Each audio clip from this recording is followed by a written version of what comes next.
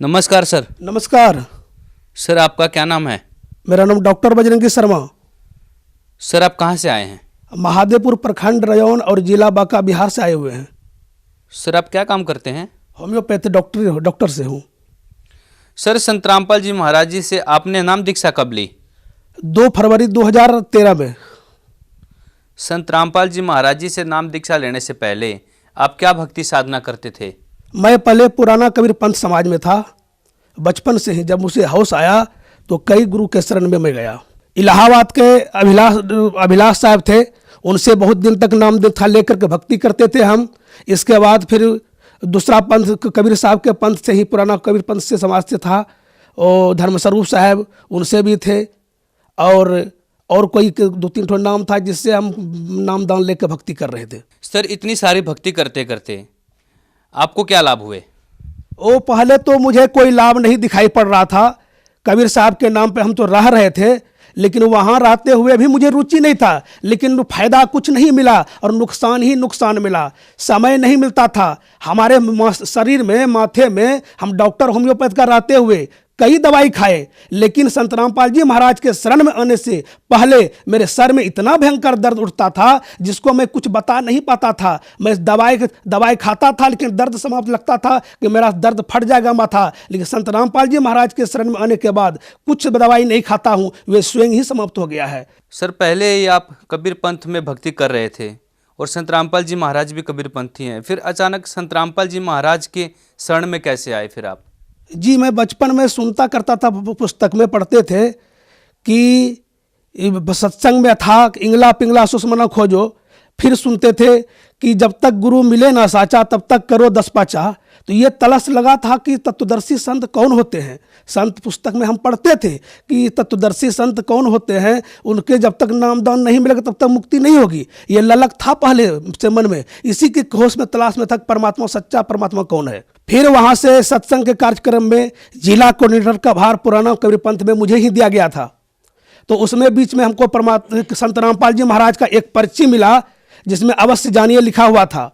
उस पर्ची को मैंने देखा, उसमें सारे प्रश्न को मैंने पढ़ा।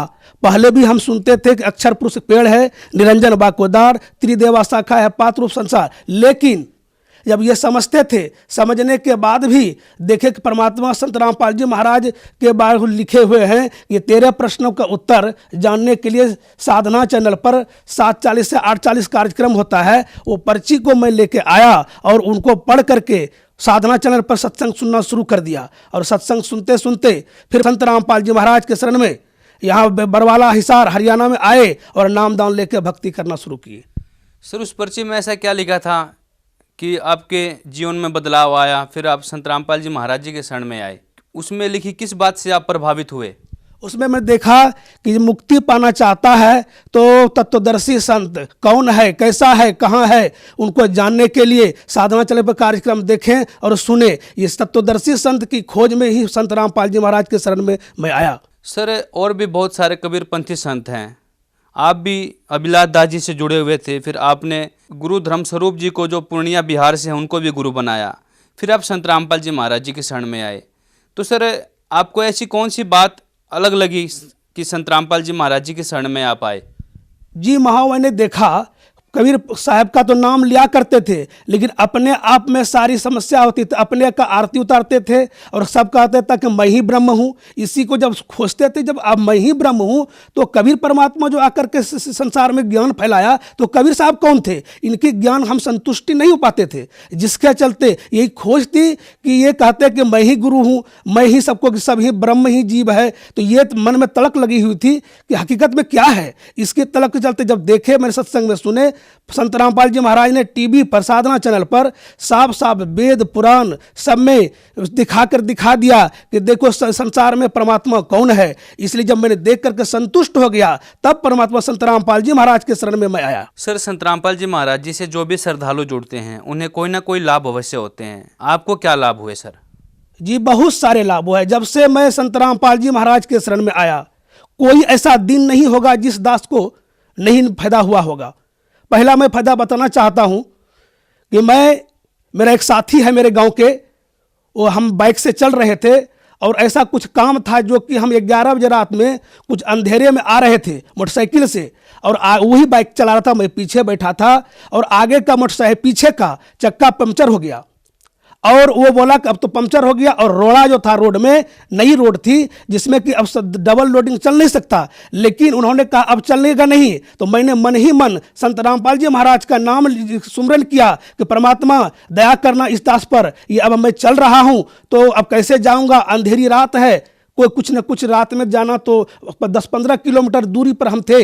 जब ऐसा मैंने सुमरन किया अपने आप में अंदर में, उनको कहा भाई आप बाइक चलाओ, तब देखो कैसे एक परमात्मा की क्या लीला होती है, चलो जो होगा देखा जाएगा, लेकिन गाड़ी लेके चलो।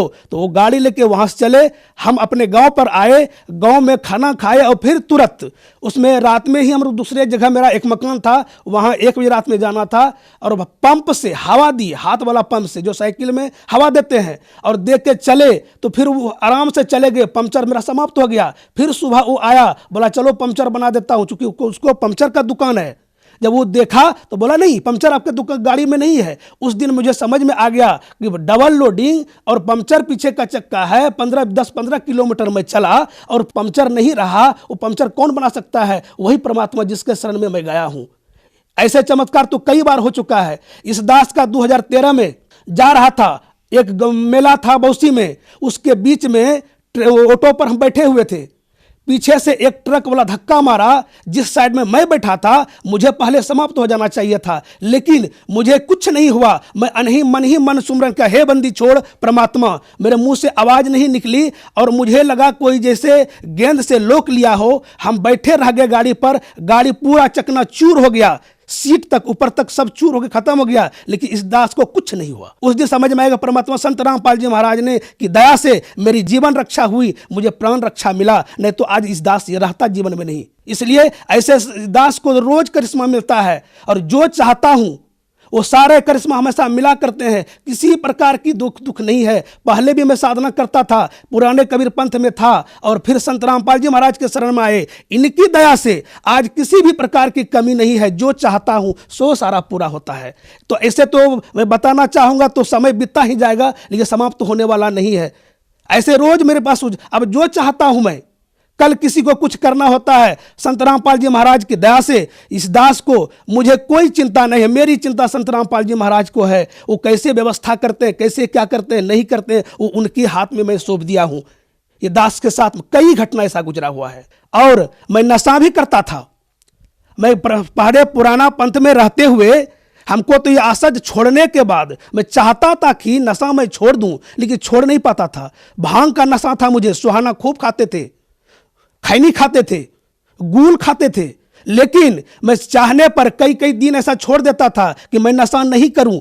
तो उस समय मुझे लगता था कि मैं भक्ति कर रहा हूं, लेकिन मुझे कोई फायदा नहीं हो पा रहा है, मन कंट्रोल नहीं होता है। मैं चाहने के बाद भी नशा नहीं छोड़ पाता था। लेकिन जब मैं बरवाला आश्रम तक आया, यहां तक मैं नशा लेके आया था, पास में था, यहां गेट पर आने से पहले मैंने सारे नशा को छोड़ के बाहर में फेंक दिया और संत रामपाल जी महाराज के से नामदान लिया।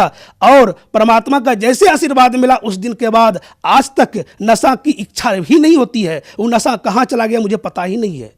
सर, आपने बताया कि आप बहुत ज़्यादा नशा करते थे और छोड़ना भी चाहते थे, लेकिन नशा नहीं छोड़ पा रहे थे। लेकिन संत रामपाल जी से जुड़ने के बाद आपका नशा सिर्फ नाम दीक्षा लेने से, मंत्र जाप करने से ही छूट गया।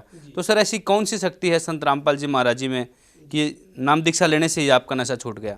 वो संत रामपाल जी महाराज जो नाम दान देते हैं वो शास्त्र प्रमाणित है, वो परमात्मा ही है। इसलिए उनके नाम में ऐसी पावर है, वो जिनके ऊपर दया कर देते हैं, नशा क्या कुछ भी चाहे वो छूट सकता है। इसलिए उनके नाम में ऐसी शक्ति है, ऐसी मंत्र देते हैं। वो मंत्र के जाप के प्रभाव से मन वृत्ति को बदल देता है और सारी नशा छूट जाती है। सर, एक बात बताइए, आज के समय में सरकार भी बहुत सारे ऐसी संस्था खोलती है जिससे नशा छुड़वाया जा सकता है, लेकिन सफलता बहुत कम मिल रही है। संत रामपाल जी महाराज पूरे विश्व को नशा मुक्त करने में क्या सहयोग दे सकते हैं? जी, संत रामपाल जी महाराज जो है वो परमात्मा है और वो चाहे तो कुछ भी कर सकते हैं। जिनके उनके नियम पे चलते हैं, उनका सारा नियम है। जो उन संत रामपाल जी के शरण में जो आते हैं उनको पहले तो नशा त्याग देना पड़ता है। जितनी बुराइयां हैं, दहेज लेना, दहेज देना और किसी की अन्य उपासना करना, सारे चीज छुड़ा करके बुराई कर देते हैं। ये संत रामपाल जी महाराज ही ऐसे हैं जो कि इस देश को नशा मुक्त कर सकते हैं, और अन्यथा संभव हमको नहीं लगता है, कोई कर ही नहीं सकता। चूंकि संत रामपाल महाराज आदमी नहीं है, मानव नहीं, वो परमात्मा है। परमात्मा जो चाहे वो कर सकते हैं, मुख्य काम तो यही है। और ये ही चाहेंगे तो इनके शरण में जो जो आता है वो नशा को त्याग देता है, और नशा त्याग करके वो सारी बुराइयों को छोड़ देता है। और बिना इससे ये ही चाहेंगे तो पूरे विश्व को ये क्या कहते हैं, नशा मुक्त अभियान को चला करके नशा मतलब समाप्त कर सकता है, और सरकार नहीं कर सकती। ये दास, ये बजरंगी शर्मा, बजरंगी दास आपके सामने प्रमाण है कि ये नशा चाहने के बाद भी नहीं छोड़ सकते थे, लेकिन संत रामपाल जी महाराज के शरण में आए और विश्व के सभी कोई आकर के नामदान लेकर ही इसको नशा को छोड़ सकता है। जिस प्रकार ये दास अभी प्रमाण है, हमने प्रमाण करके मुझे पता चल गया कि नहीं, कि जब हम पहले चाहने के बाद नहीं छोड़ सकते थे, लेकिन इनके शरण में जो मैं आया, इनकी कृपा से, इनकी जाप से ये मेरा नशा का लत मेरा समाप्त हो चुका। और ये मैं चाहता हूं कि पूरे विश्व इनके शरण में आकर के नामदान लेकर भक्ति कर सकता है तो उनका नशा सारा छूट सकता है, उनका उजड़ा हुआ परिवार बच सकता है।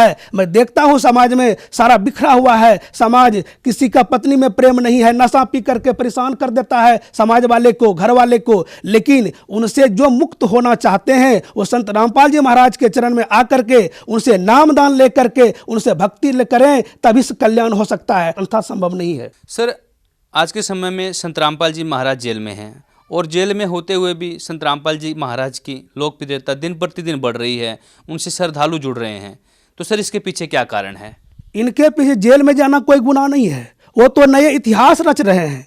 जेल में जाके दिखा रहे हैं कि देखो, ऐसे जेल में तो कृष्ण भी गए थे, जन्म उसका जेल में ही रहा था, तो उससे जेल जाने से कोई गुनाह नहीं है। उनके इसलिए लोकप्रियता बढ़ते जा रहा है कि उनसे नामदान लेकर लोगों को फायदा होते जा रहा है, नशा छूट रहा है। उनकी लाइलाज बीमारी है, भयंकर से भयंकर, कैंसर से कैंसर बीमारी, एड्स की बीमारी, लाखों प्रमाण है पूरे विश्व में जो उनसे छूटते जा रहा है। इसलिए लोकप्रियता लोग देख करके, अब समाज पढ़ा लिखा है, मूर्ख नहीं है, तो जो देखता है, जो समझता है, शास्त्रों में प्रमाणित देख लेता है कि वेद में, पुराण में, गीता में, बाइबिल में सारे प्रमाण दिए हुए हैं कि संसार में कबीर साहब भगवान है, ये सनातन धर्म, ये मुख्य भक्ति है, इस भक्ति को करनी चाहिए। इसलिए लोग देख करके मिलाते हैं और तुरंत संत रामपाल जी महाराज के शरण में आ रहे हैं, और संख्या बढ़ते जा रहा है। इसलिए तो मैं सबसे प्रार्थना करूंगा कि विलंब ना करें, ये लोकप्रियता देखते बढ़ते इसलिए जा रहा है, समझिए, और अपना भी कल्याण कराइए। सर, जो श्रद्धालु आपको देख रहे हैं, आप उन्हें क्या संदेश देना चाहेंगे?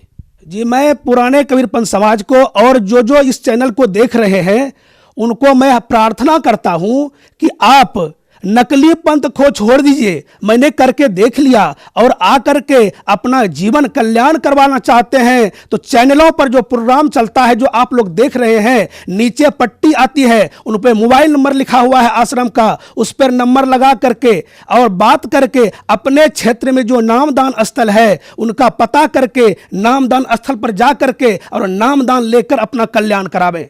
बहुत बहुत धन्यवाद सर। साहब।